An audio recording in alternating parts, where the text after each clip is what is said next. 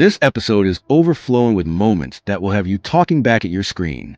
From a manager who stole credit until receipts ended his rise, to a worker punished after being airlifted to the ICU, to a last wish that breaks your heart in the best way, to a reality check budget that derails an impulsive engagement, and finally, one gloriously petty babysitting revenge.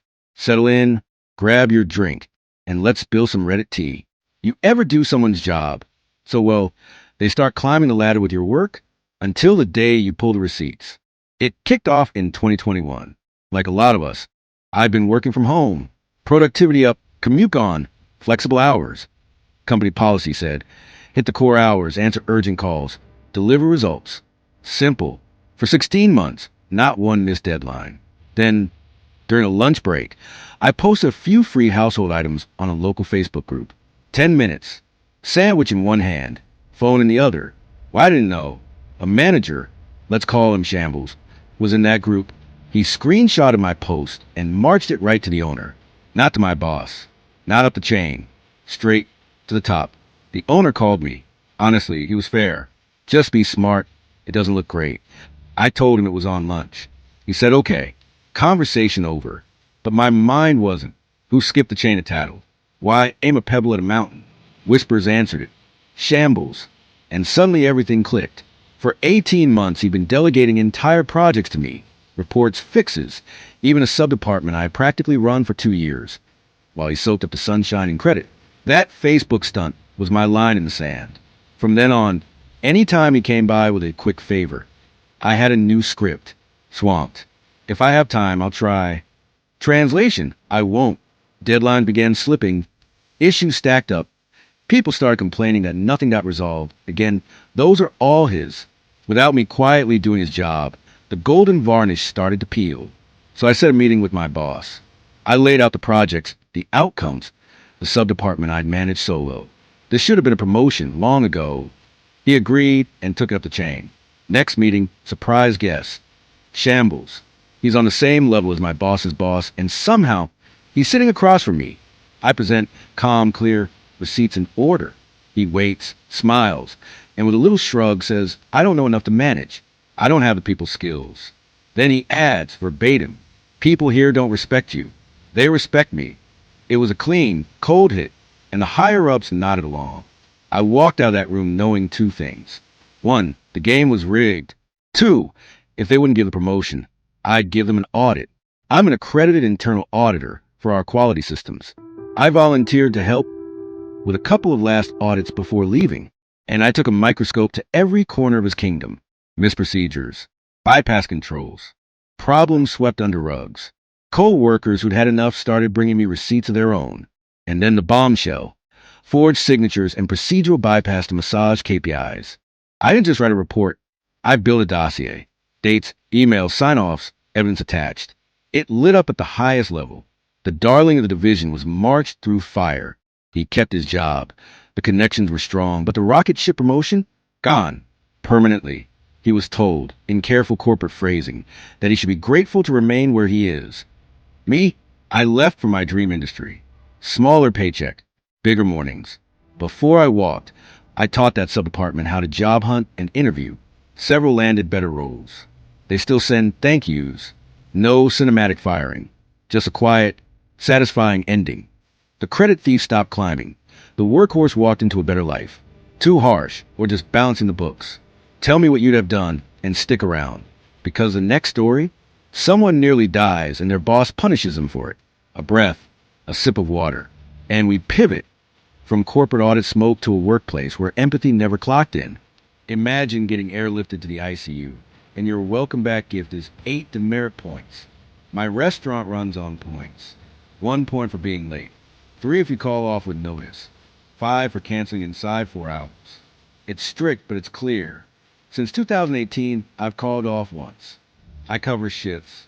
I stay late. I'm the reliable one. Then last week, the universe folded me in half. I was so sick they flew me by helicopter to the ICU. At 2 a.m., right before the blade spun up, I texted my boss. I kept her updated from the hospital. She knew everything. I was out a week. Came back still wobbly because we were short-staffed. I opened that morning, set the place up, Powered through the first 2 hours. My boss arrives and calls me into the office. Her expression has zero warmth. "You're getting 8 points," she says. "You're losing discounts and bonuses for 90 days. You're on probation." 8 points for almost dying? She slides forms toward me. "Sign." I can't sign this.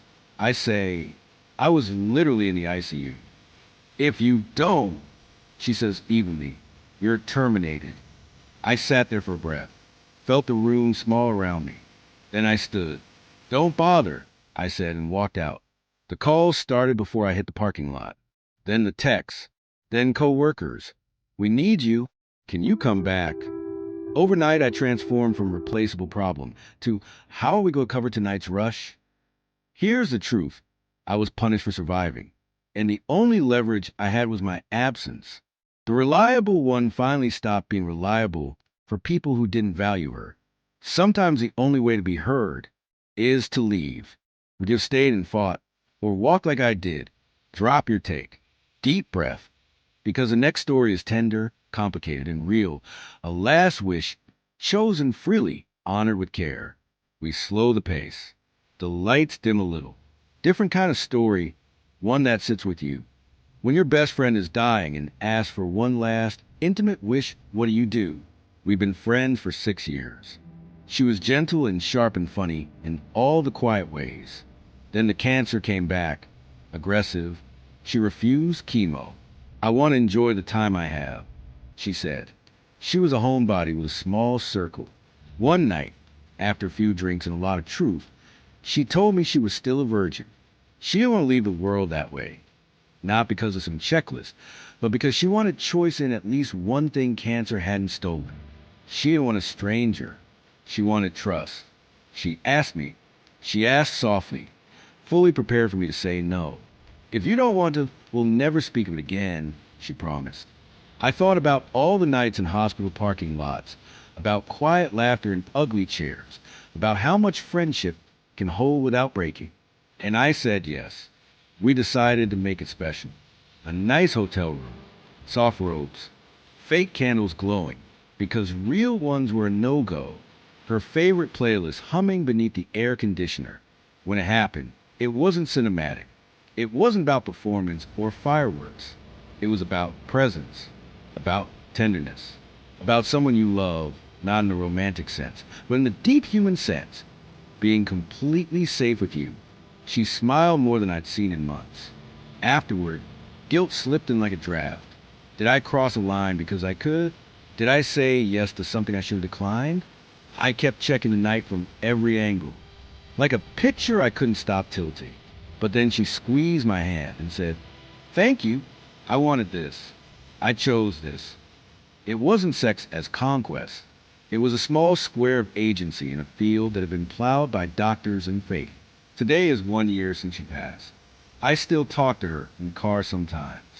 I still wish she'd finished binging the shows we planned.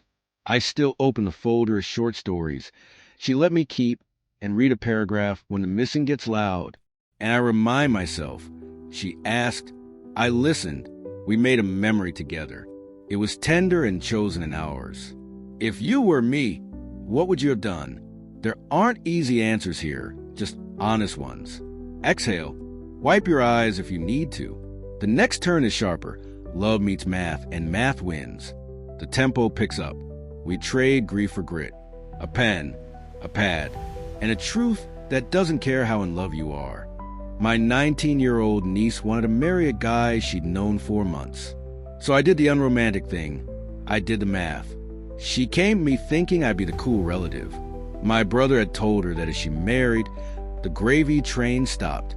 She hoped I'd cast myself as the rebel who would co-sign the leap. Instead, I asked, "What's your budget?" She blinked. She didn't have one. She didn't even know what he earned. When she texted him for the number, he dodged. So I put numbers to paper, generous ones.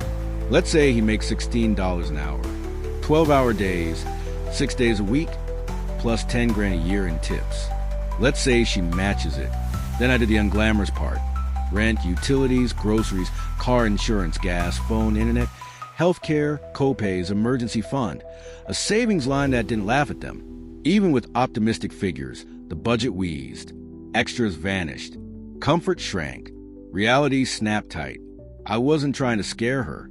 I was trying to hand her a flashlight. She went quiet in a way teenagers rarely do. You could see the life she pictured. Soft mornings, cute dinners, carefree Target runs, evaporate under fluorescent numbers. The next day, she ended it. Not with fireworks. With a steady hand. Then she learned his real income, less than we'd guessed. The math hadn't been cruel. It had been kind. She called me crying, said she missed him, said I'd pushed too hard. My wife told me I might have been manipulative with those rosy assumptions that still failed. Maybe I was, but 20 is a hard age to be married to a budget you never met. Better heartbreak than a leash you can't break. Better tears now than a toddler and a shut-off notice later. Would you have let love leap or let the numbers land first? Either way, breathe. We've got one more tale, and it is gloriously petty. Babysitting, entitlement, and a TV remote that becomes a hostage.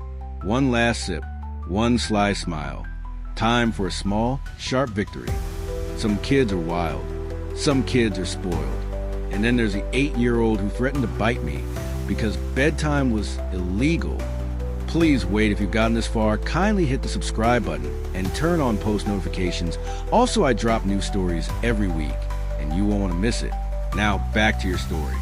I just moved in when a neighbor knocked. Do you babysit? It was country club territory where teenagers didn't need cash. So I was apparently a unicorn. We agreed on my rate. She booked me for Saturday. Easy, I thought. I met him. Cordially nicknamed Hellspawn in my mind about an hour later. Dinner? Thrown. Not metaphorically. On the floor. Because I wouldn't serve cookies first. Bedtime was a full Broadway rehearsal. Kicking, screaming, a threatened bite. The whole writhing fish routine on the living room rug. I'm small. I don't manhandle 8-year-olds. I waited him out, kept the vibe calm. Figured he'd burn to the tantrum and gravity would put him in pajamas. Mom came home to the final act. A red-faced banshee flopping near the coffee table. I braced for an apology and a wry. He can be a handful. Instead, she lit into me. Why isn't he in bed? I hired you so I could have a break. You clearly don't know what you're doing. Then she refused to pay. I looked at her, then at the glossy remote on the couch. The one with a voice assistant. The one that unlocks the only thing giving her peace in that house. The TV. I picked it up, placed it gently in my tote, and said, "You can have this back when I'm paid." Then I left. By Sunday afternoon, my phone was a slot machine of texts. Word travels fast in a neighborhood with more gardeners than teenagers. Turns out, she had a reputation for stiffing workers, contractors, cleaners, sitters. People talked. Some filed liens. I got a new message Monday morning. "Hey, can we meet? I'll pay you," and grabbed the remote. She handed me cash in a tight little envelope and asked, unbelievably, if I could do next Friday. Thank you, but no. I don't re-enter haunted houses. Was the hostage remote too far, or the only language she speaks? I sleep fine either way. And that, friends, is today's carousel of chaos. From quiet, surgical office justice to a restaurant that forgot empathy. From a last wish honor to love measured against rent. To a very necessary ransom note for a TV remote. Real life never runs out of plot twists. Which story got you the most? The audit that iced a promotion? The ICU demerits? The tender last wish? The budget that saved a 19-year-old from a cliff? Or the remote that taught a lesson? Tell me in the comments. And if you love hearing wild, human, messy stories told with suspense and tea, subscribe and turn on notifications. New stories are always brewing. Thank you, and that's all for today. See you next time.